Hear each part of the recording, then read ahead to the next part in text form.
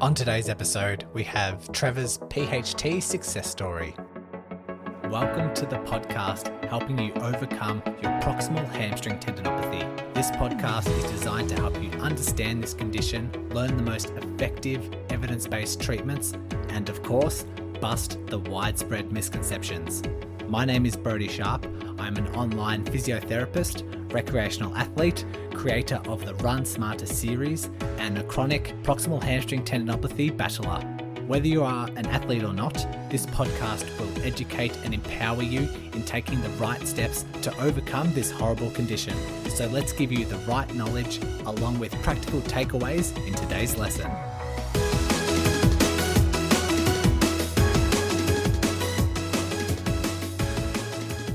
We have found another success story coming out of the woodworks, and everyone loves hearing these. So can't wait for you to hear Trevor's journey. He actually jumped on a free injury chat with me, which is in the link to every podcast in the show notes. Just click on the link, send you to my calendar. You can book a 20-minute slot and have a chat about your injury. Have a chat about if there's any missing links in your rehab, what might be the most appropriate tweaks to make, and if you want to work together via online physio, then those options, we can have a chat about those options and exactly what they look like on that chat as well.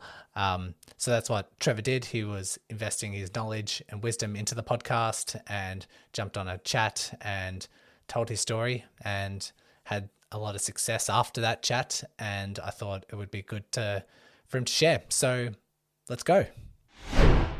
Trevor, thanks for joining me today. Thanks, Brodie. I'm really glad to be here.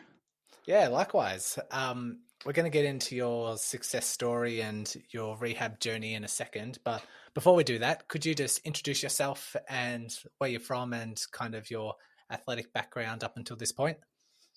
Sure.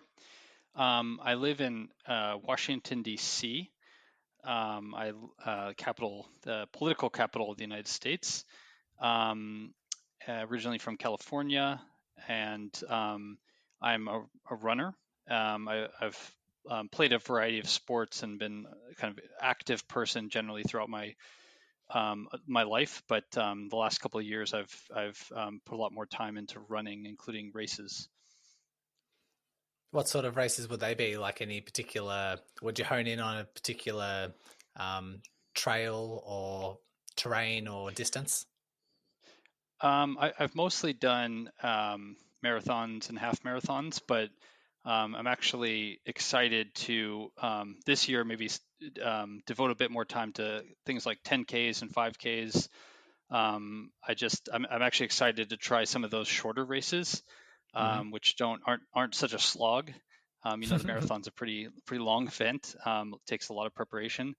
So I'm looking forward, actually, now that I'm coming off having PHT, to devoting some time to those faster, shorter races. Yeah, sounds like you're looking at upping the speed work. Yes. Okay, which we'll see. It might be quite a challenge. Looking forward to seeing how that goes over the next couple of months and into 2023. Initially, you had like this onset of PHT. Can you just talk us through like how long ago that was and what that onset of symptoms look like? So I initially developed it in the run-up to a marathon last April. So maybe I can just share a little bit of background about it. I had a marathon planned in late April, and I had been training for that, and I did a couple of what I'll call B races, so-called tune-up races before that. And I believe my major mistake in what sort of caused this injury was running one of those tune-up races too hard. So, I mean, I think races are races, and you should run them fast if that's what you want to do. But I went out at a speed, and I kept running at a speed that I hadn't trained for in that tune-up race. I mean, just to give you an example, like I'd run a half marathon just a couple of weeks before that, and then I ran a 10 miler at a pace of about 15 seconds faster, which is, I mean, a 10 milers, basically you should be running that at roughly your half marathon pace. And so, I ended that thinking I had a great PR, almost doing a 10 miler in under an hour.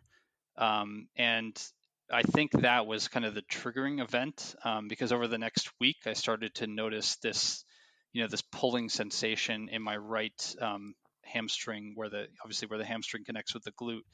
And so I, I went on and I kind of took a couple of days off, and I just trying to figure out what was happening after this pulling sensation. Of course, I did a couple more runs, um, and as many of us do, instead of just stopping or trying to figure out what's happening with this niggle, and ended up getting a little bit worse, and finally, um, about a week before the marathon, because I couldn't actually get in to see a PT, I saw a medical doctor, and he basically, he didn't diagnose it properly.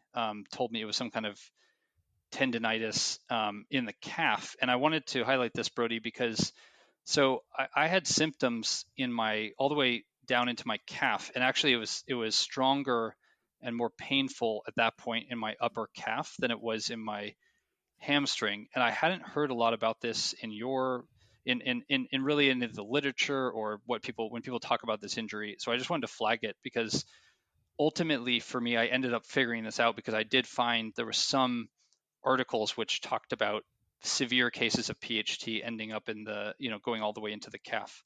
So that started my unfortunate journey of getting a poor diagnosis. This doctor told me, I had probably just had a little bit of tendinitis in the calf. Unbeknownst to me, it was the fundamental problem was in my hamstring. Ran the marathon that I had planned, and actually it didn't feel I didn't really it didn't feel bad because I had taken a couple of days off and it wasn't it hadn't really the injury had not really progressed. So ran that marathon, did pretty well, and then tried to go back to running after that, and that's where the pain kind of came back, and then I got onto my journey of trying to figure out what this injury was. Um, do you want if you'd like, I can sort of take you through that process if that's helpful. Yeah, let's do a bit of a recap. So you were doing some prep races.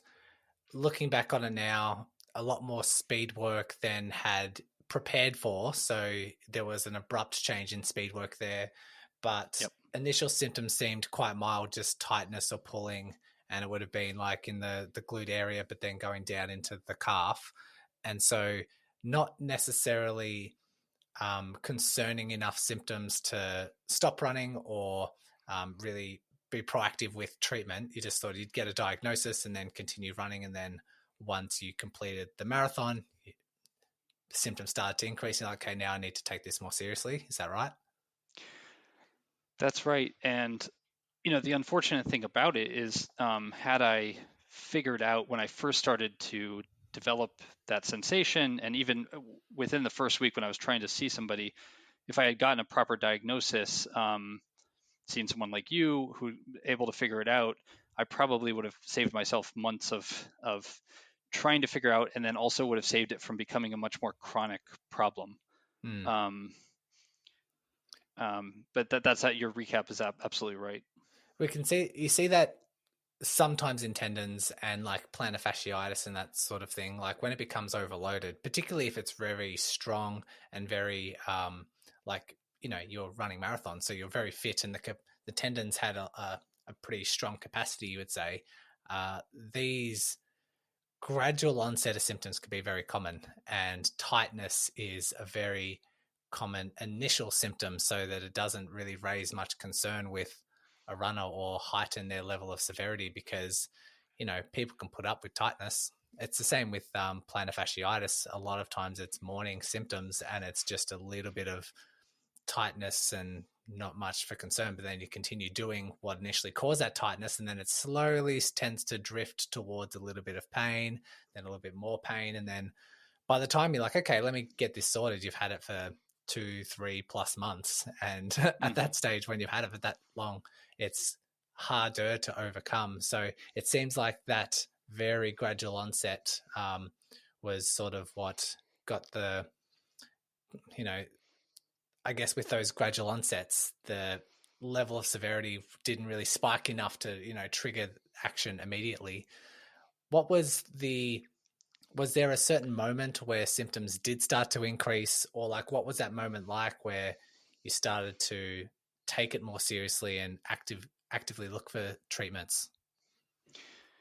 Yeah, I mean, I do want to say that I did try to see obviously a doctor. I will never probably see a medical doctor again for something like an overuse injury because there's a complete waste of money and time. The only reason I went to see him was because I couldn't get into another PT.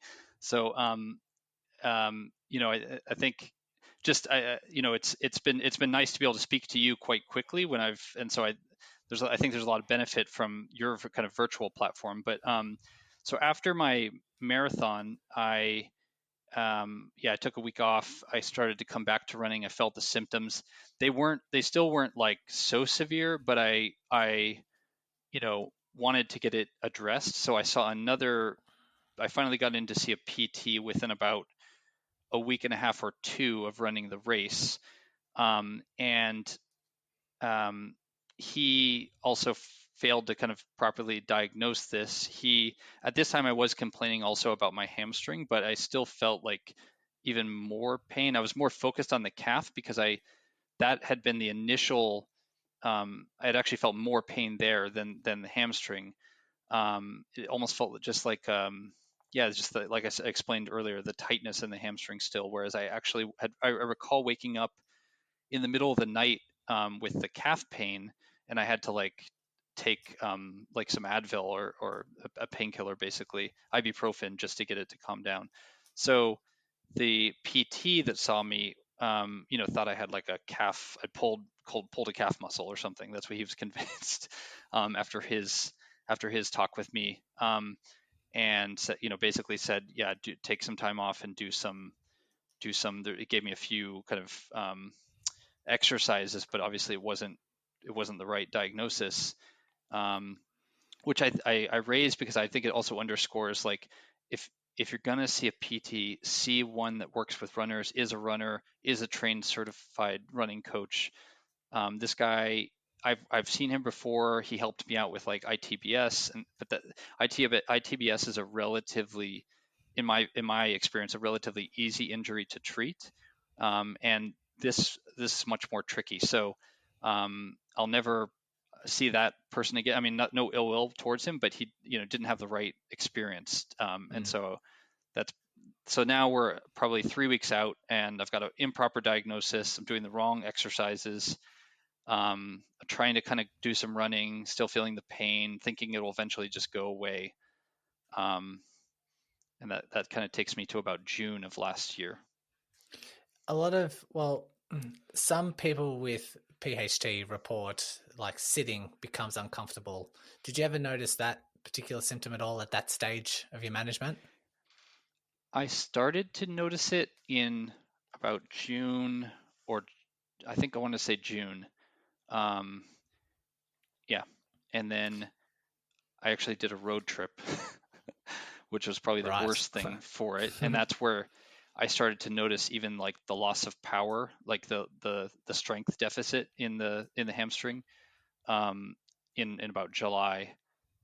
Um, and then I came back from that road trip, um, and I was sort of like leaning the whole time. I'm just kind of leaning on the other glute when I'm sitting, um, and I what was interesting is I remember during around this time in July, I was doing some exercises like just basic like glute bridges or other things for just general strength, and I remember distinctly like that actually kind of revved up the pain, and I was like, oh, I overdid this, and the next day I like felt great, because obviously it had the sort of the analgesic effect, and that's when I started to. I thought, I don't have a proper diagnosis. I thought it might have been like piriformis syndrome at this point. Went back to that same PT. He kind of he validated that, but again, this guy didn't know what he's talking about. And then I finally, in about early August of 2022, I had a heating pad on it, and I remember because I had the pain like all the way in my glute as well. And it sort of, I remember after having a heating pad on it for a couple of hours, like it almost like went away from the glute, and I was just left with that, just the hamstring and the insertion point. Um, and I sort of was like, okay, I just figured out on myself, having after like some Googling of running injuries, and I finally gave myself a proper diagnosis, and then went to see another PT in August who understood the injury a little bit better, gave me some of the exercises correctly. But as I think I explained to you at a different point, like it wasn't all the best exercises, I guess, so to speak. Like it was only after like listening to your podcast and having spoken to you where I think I got the best. I've kind of figured out the best rehab approach, and that Okay. was around. Yeah, go ahead. In that stage, was the calf issue, was that still producing symptoms, or had symptoms sort of like localized itself more to the glute and upper hamstring? They had localized to the glute and upper hamstring. The calf pain really went away quite quickly. I want to say by June, I wasn't getting that anymore. Okay. And so, based on the location of symptoms and doing some Googling, you said, you know what, the upper hamstring's probably the most prominent source of the symptoms. So maybe there's a diagnosis around there. And then you've said, so you've actively sought out another therapist and said, I think it's this. What should we do? And then they assigned some exercises. Yeah, and he did an assessment too. He was a certified running coach, a runner, had also dealt with tendinopathies, and did an assessment and agreed that that made sense. And that's when Mm-hmm. we got like a rehab program going, Yeah. And and that what was were the around exercises? What, August. what did that look like? So it was uh, single leg RDLs, reverse lunges, bridges, um, various iterations of bridges, marching, single leg, um, and just like some hip strengthening work, which is just good all around, but not necessarily critical for this injury. Mm. And when you say reverse lunges, that's like a lunge, but you step backwards instead of forwards. Exactly. Yeah. Okay. And were you seeing initial success? What was the response like? I did see some improvements, but this time in August, obviously the pain was probably at the peak because it really deteriorated, and I saw some improvements. But when I when I had sort of figured this out, I had also started some of these, started experimenting with these exercises, and so I saw some improvement for that, and then I started adding even light weights at that point, and I, you know, the PT kind of warned me off on the weights, I guess, and which I thought was interesting because had already started to progress to the adding some weight to my single leg RDL, not a lot at that point, but and then I explained to him that, and I had done some, of course, I like to understand these injuries, so I had done some Googling, of course, and the concept of sort of progression of weight. And then he understood where I was coming from. And I think maybe there was just a miscommunication about him not realizing that I had sort of already started with some weights. But the thing was, he didn't, and this is where, again, I think that there's just not a great understanding of the injury by a lot of people. He really didn't hammer home the importance of, a gradual progression of weights and resistance, which obviously you do in all of your podcasts. And so that's where um, there was a kind of limited utility, I think, from that initial PT. He also, I mean, just as an example, I just kind of realized the limits of his knowledge, even as a great guy he was.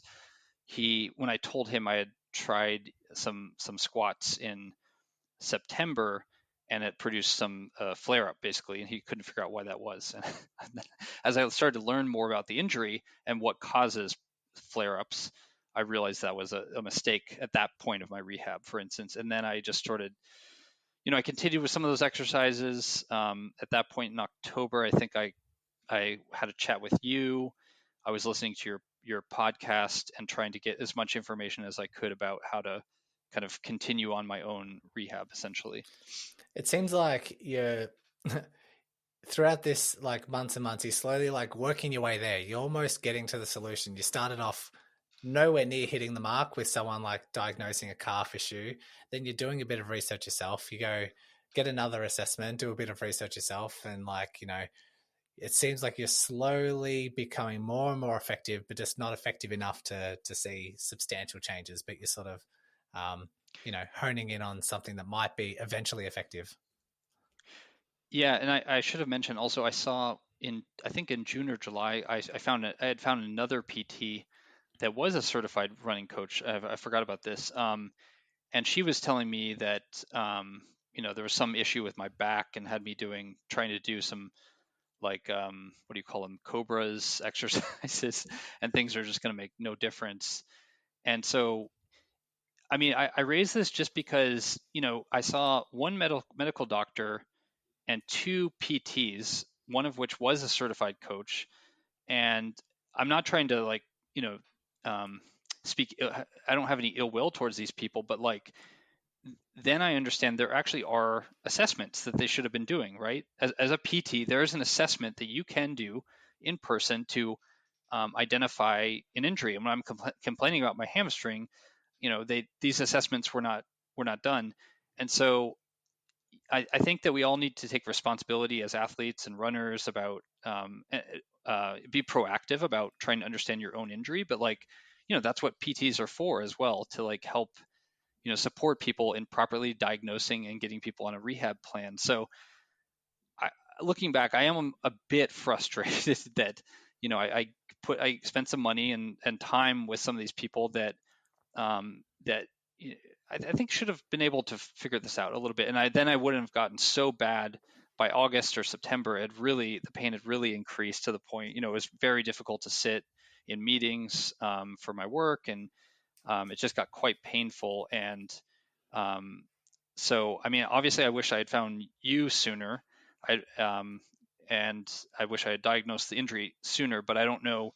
I'd never heard of proximal hamstring tendinopathy before like June of last year. So it's not one of the most commonly known injuries, and Yeah. so I don't, that's kind of that was, for me, that was the journey of self discovery, finding out about this injury.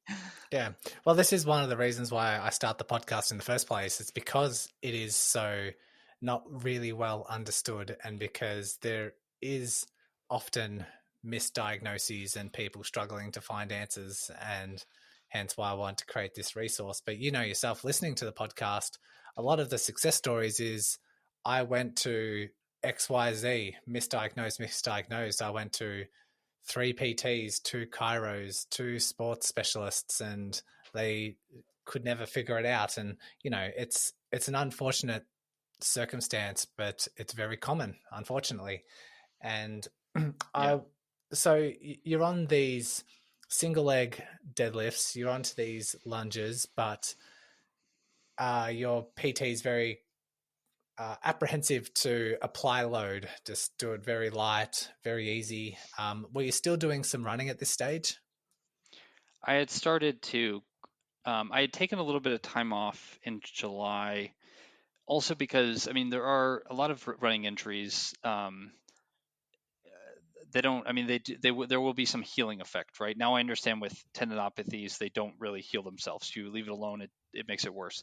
So I came back in August and started running again, a very small amount to what I had been running, as I was trying to do these rehab exercises. And and it wasn't, I mean, when I first started, obviously the pain was, as I could run a little bit. I mostly did a walk run for a couple of weeks. But then by September, October, I'm back to running, upwards of somewhere between 25 and now up to 40 miles a week. Um, so yeah, I was able quite by August, September, during my rehab, I started to run again. Okay. And so you started listening to the podcast and getting a bit more insight into what might be a more effective strategy. But you also booked in for one of the free 20-minute injury chats. What prompted you to make that decision?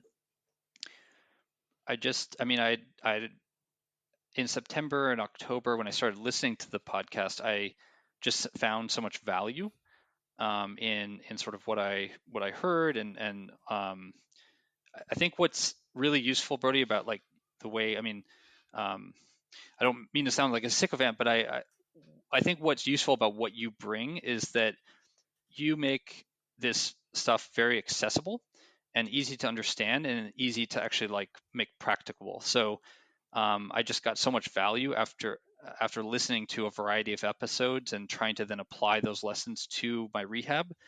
And as I was explaining earlier, I just felt like the previous PTs I had been working with had not I didn't get as much value. So then I figured, well, what I should have one of these chats. Also in October, I think I was reaching a plateau actually. Now that I'm recalling correctly, I had started because I was upping my mileage, and I didn't probably up my weights as much. I started over a couple of weeks, started to feel like the pain was actually plateauing or even slightly sometimes getting worse.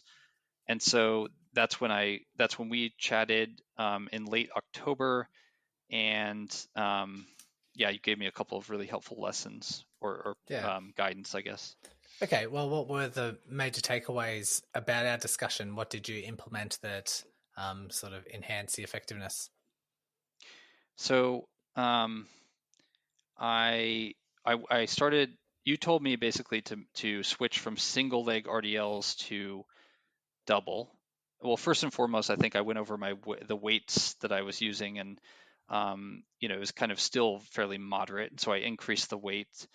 Um, and I actually I don't I have a pretty busy life. I don't have the ability to get to a gym, so I just had a set of adjustable dumbbells that I was using, so I had to wait. I bought a weight set for my kind of home gym, barbell, and so I was kind of waiting for that for a couple of weeks. But then I started implementing um, the double leg RDL, and almost immediately from going from a single to a double, I noticed like within 2 sessions, like the biggest leap forward that I had felt. I got up to 100 pounds on single, which is still a lot for a single leg RDL, but I wasn't able. I think you had highlighted that it's really hard to balance and make it slow heavy load element when you're doing a single leg at that amount of weight. And so moving to the double leg, and even not even necessarily going right to doubling that weight, I just noticed almost instant improvement in how the tendon felt.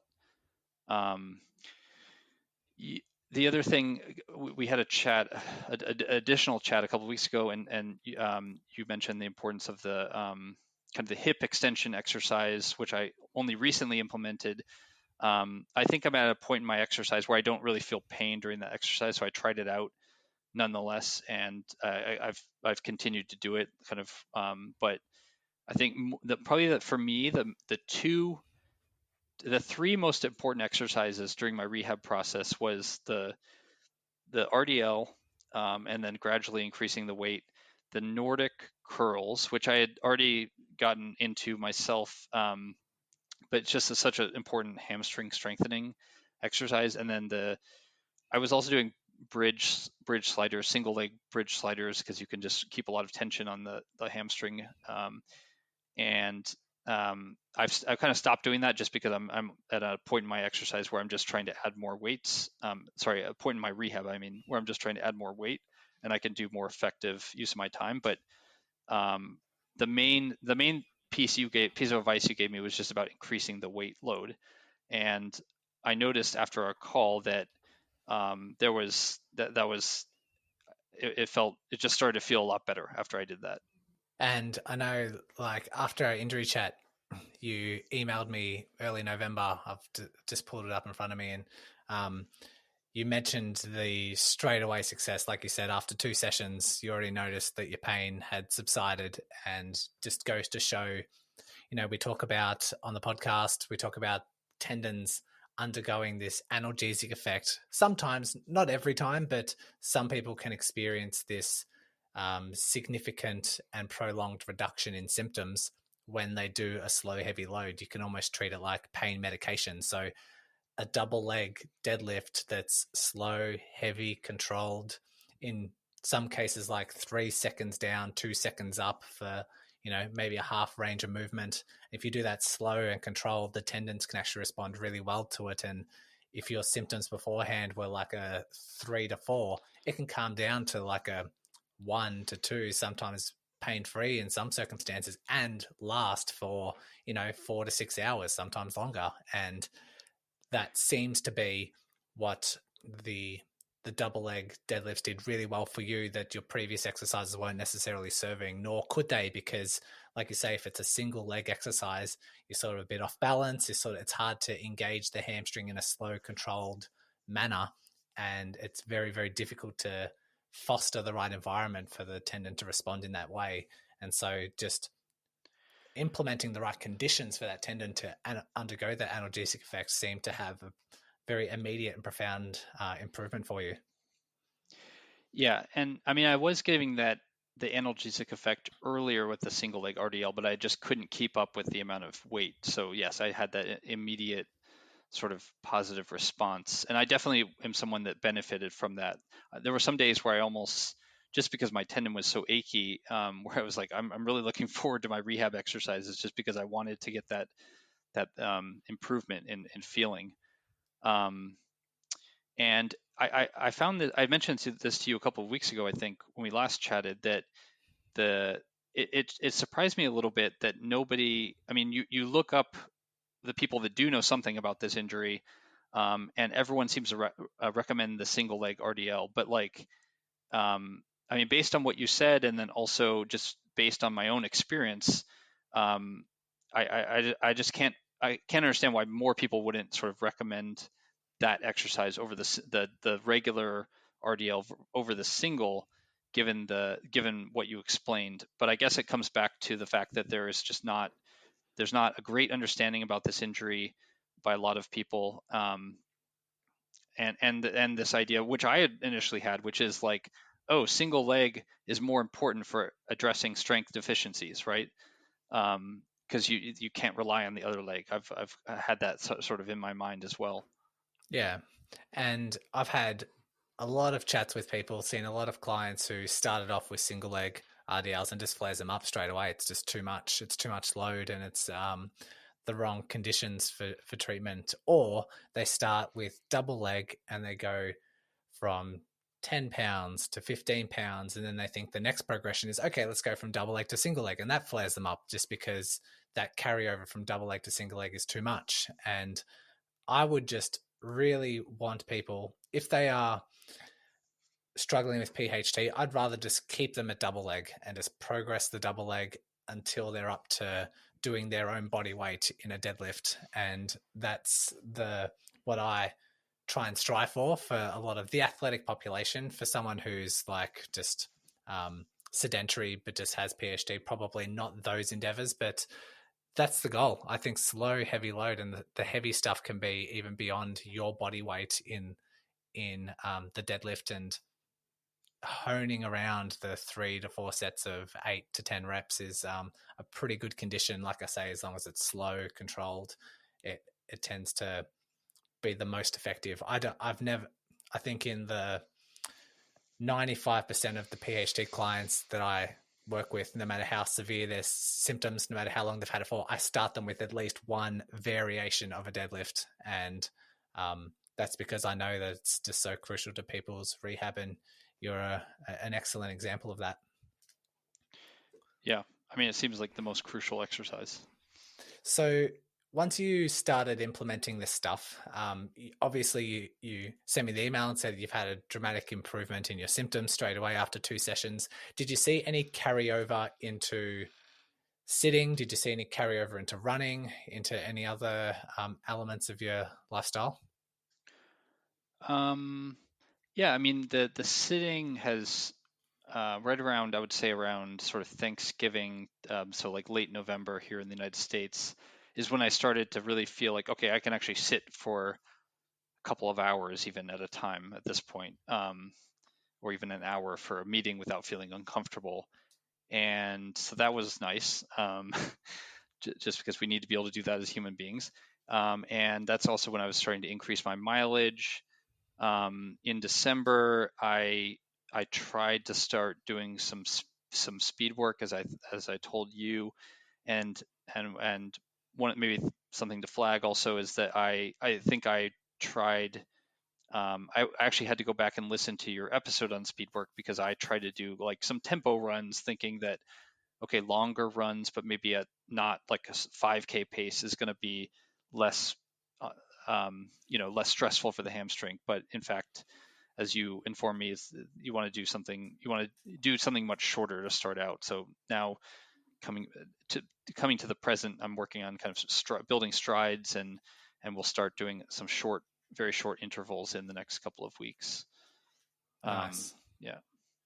Well, it's a good lesson, and it seems like you're returning back to at least setting some sights on some really high end goals. Like you say, you want to start doing some more sprint work, some shorter distances, and that's only the fact that you have those goals is a good sign that you're on that right trajectory and symptoms are responding accordingly, and managing to tolerate those initial successes and initial introductions. Yeah, and I guess I should have said the reason why I want to start reintegrated speed work is because I'm running Boston in April, and so I that was a real delight. I qualified last during this race that during the run up to this race where I got injured, so I wanted to be able to try to do some speed work and some training this spring, but I will be taking that gradually because I'm really prioritizing the recovery over the PR, Yeah. recognizing I'm probably not going to get a PR this race. Yeah. Well, good to have those realistic expectations. If there's someone who is currently struggling with PHT, you're not, oh, you wouldn't say that you've totally 100% overcome this, but rarely the success stories I have are, um, not what I expect them to be. But do you have any particular advice or guidance or reassurance for those who are particularly struggling and, needing some encouragement? I think, I mean, for me, half the battle was getting the right diagnosis. And it's really unfortunate because I think that if you're able to figure out this injury relatively early on, I mean, you're the expert on it, Brodie, but I suspect it would have been much easier to manage, in the matter of a couple of weeks or whatnot, not half a year as it took in sort of my case. And I know people struggle with this for much, much longer than I have. So um, obviously, that's the most important thing is getting the diagnosis. The second thing is just patience. It will. I mean, this works. Your strategies, slow, heavy loading, and getting the right exercises. It definitely works if you have the patience. And there was definitely times early on in kind of September, October where I was just generally frustrated because it's such a slow process for this injury to get better. But then once I started to see those improvements within, I mean, I think you've highlighted kind of you have to give yourself at least 6 weeks and then maybe up to 3 months to see the real significant improvements, and that was certainly the case for me. So really, just patience, trusting the process, as I think other people have said, and figuring out the right set of exercises. And then don't stop challenging yourself. I'm still, as you said, I'm still healing. I'm hoping that in the next kind of couple of weeks, next month, next 6 weeks, I'll see this kind of disappear. Um, uh, but I'm still going to continue to challenge myself in these exercises because I want to make sure it fully improves. And I'm going to be doing RDLs and Nordic curls for the rest of my life, probably at least once a week. Yeah, well said. So I mean, I think you have to work hard to get rid of this injury, which is frustrating. But like these strategies do work. And Yeah. don't I thought about doing kind of like dry needling and all these other things, but then I also listening to your podcast that it just doesn't. It gives you sort of cosmetic or short-term improvements, and so I just stuck with all the slow, heavy loading stuff. Hmm. A few other takeaways that I thought of just from listening to your story. The first one being like just seeking your own knowledge. Like, don't just put all the power into the therapist. Like, you've actually gone away from that and invested in your own knowledge about this condition, or trying to come up with a diagnosis yourself, or just being like, things aren't right, let me do some research, and eventually honing in on something that you started seeing the effectiveness. So I think investing in your own knowledge is a big one. The other one, which you sort of alluded to, was change things that aren't working. Like, yes, you do need patience to see if something is working, but generally speaking, you should notice a very small trend on the improve, like at least every couple of weeks. And like you said, as soon as you went to double leg deadlifts, bang, you found something on the right track. It only took 2 strength sessions to make a significant difference. So then you're like, yes, I'm on the right path here. But doing calf exercises initially and saying, you know what, things aren't right, these symptoms are moving into my glutes, it's still the problem with the hamstring, I'm not really seeing this much improvement. So you've made the decision that things aren't working, things need to change, and then you've gone and changed those, which is, I think, crucial for people trying to hone in on the best, most effective management. And so um, the other thing that sort of combines all that is just you're very empowered in your own management. You're not taking someone else's guidance. You're not just taking my word for it. You're not just taking your health professional's word for it. You're being involved in the decision-making process, and you're doing your own research, and sort of you're being your own guide. Where just you seem to be very much in control of your destiny. And so I think that's very important for a lot of people, because someone might say, okay, double leg deadlifts are the answer, and then it flare them up and they say, okay, why is that? Why isn't that working for me? And you have to go back to the drawing board and sort of come up with your own solutions and find out what's working, what isn't working, because everyone's different. But those management principles and those guidelines, I think, are still warranted for everyone. Yeah, no, that's thank you for saying it more eloquently. That's a really important point. The other thing that maybe slight silver lining out of this injury is that, like, I was doing strength training before this, but I think, I mean, I think that the fast racing is what ultimately did me in, but I also think I needed probably a little bit more variety, and also I wasn't lifting as heavy as I am now, for the kind of running I want to do. So that's also a little bit of silver lining. I've introduced a bunch of new exercises. I'm also just, I mean, I'm just trying to injury proof myself, basically, because I like racing, and I like pushing myself. And so I've like listened to your podcast, the other podcast, where you were talking about Achilles tendinopathy, and I'm just like, okay, well, I'm just going to start throwing in soleus raises, because I know that's critical to preventing that. And I Nice haven't, the work. only injury I have not had is anything in my ankles or calves. I've had, a few injuries in the sort of glute hamstring now. And so I don't want to have those in the future. So I'm just trying to, I really kind of upped my game a little bit on the strength side, and I'm doing this all now just in two strength sessions a week, basically, about an hour or an hour and 15 minutes, just because of approximately because of the work I'm doing on my hamstring every single time.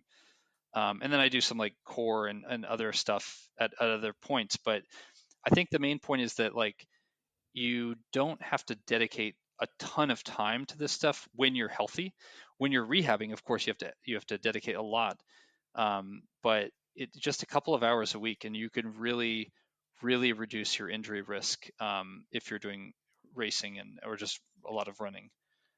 So that's something that for me, has been a silver lining. I've now got a number of different exercises.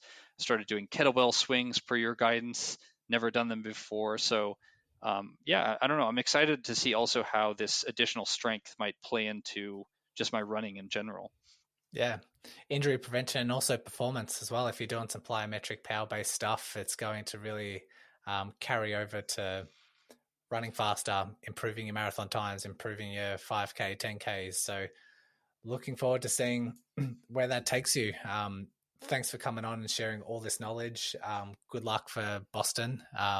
Looking forward to seeing how that goes. And like I say, your journey has been full of insights and full of nuggets for people trying to negotiate this condition. So thanks for coming on and sharing.